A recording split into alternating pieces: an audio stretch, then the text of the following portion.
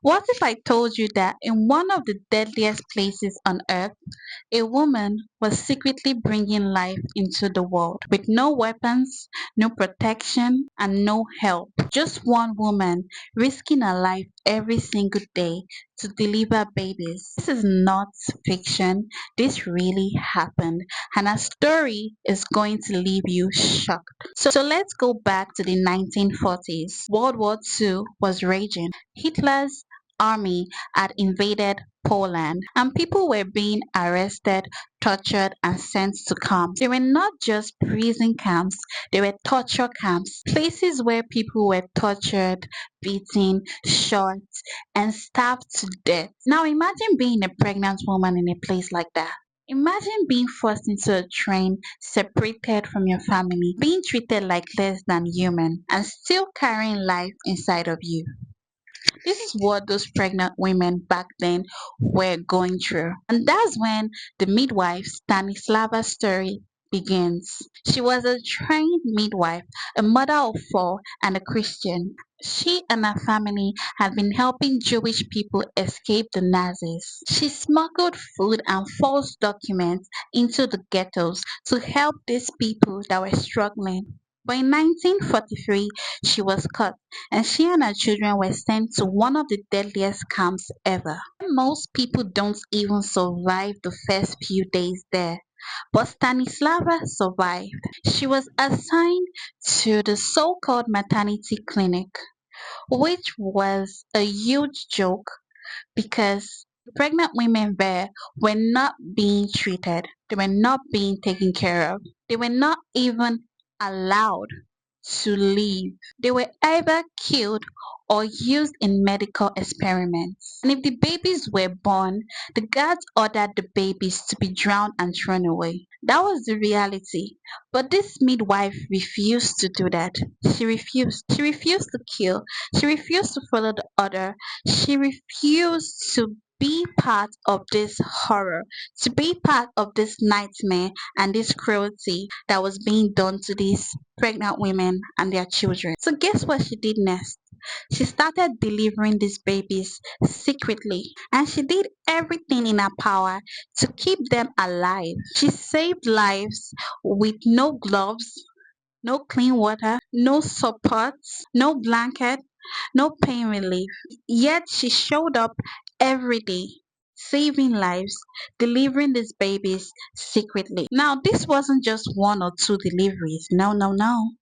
This lady, this midwife, delivered thousands, delivered thousands, saved thousands of lives secretly over 2 years. So people might ask, how did she survive? How did she escape the guards? Did the guards know about it and just let her do it? What is the full gist? I'm going to be telling you the full gist. So, yes, the guards knew about it. At first, they didn't care about it because they thought the babies are still going to die. These pregnant women are still going to die. So, they did not care because they had this feeling that the babies and the mothers were all going to still die. So, they did not waste their time or effort in caring about what this midwife was doing. But to everyone's surprise, these babies were surviving. These women were surviving. They did not die. And that became a huge problem for the midwife. That became a huge problem for the guards. When the guards realized, when they noticed that these women were living, these women were surviving, and this midwife was helping them survive, helping them live, not just helping them deliver the babies, but helping them live. They got angry and they threatened her. They threatened to kill her. They also gave her one command: kill the babies immediately they are born. The midwife said, no, I will not kill. She refused to kill those babies. She could have been killed for refusing. But strangely, she wasn't killed. In fact, a doctor known for doing horrific human experiments witnessed this midwife save these pregnant women. He asked her why she would not obey the order that was given to her. She replied, "It's against God's law. It's against God's law." So even though that doctor had no problem experimenting with children, he allowed her to continue saving those lives. He allowed her to continue saving those women. Why did he do that? Maybe he did it out of curiosity, or he wanted to see how far she could go without any help at all. Think about it. In one of the filthiest, most dangerous, hopeless environments where even healthy people were dying, she kept thousands of women and their babies alive. I'll say that again. In one of the filthiest, dangerous, and hopeless environments where even healthy people were dying, healthy people were dropping dead, this woman kept thousands of women and children alive, and not one, not even one died. So she is not just a midwife, she's a hero, she's a fighter. Of course, the babies were not always that lucky, though. Some of them were taken away and killed off, while some were starved to death. Some were taken for experiments. And some of the mothers, knowing what fate awaited them, they begged the midwife to give them a painless death. But the midwife said no. She said no mother should have to make that choice, and no child should be denied the chance to live. I'll say that again. She said no mother should have to make that choice, and no child should be denied the chance to live. So she wrapped the babies in rags, and she taught the mothers how to hide their babies so they don't get taken away or killed or even used for experiments. In some cases, other prisoners in that same camp put their lives on the line to help those mothers and those children survive. So it wasn't just the midwife now, because the midwife could do it and she was doing it, but she still got help from the prisoners. It became an underground network, great teamwork, and quiet rebellion in the loudest hell. There was even a time where one of the baby cried too loud and almost got discovered. But these women, these prisoners, worked together to put the baby to sleep, all while pretending to sew uniforms for the Nazis.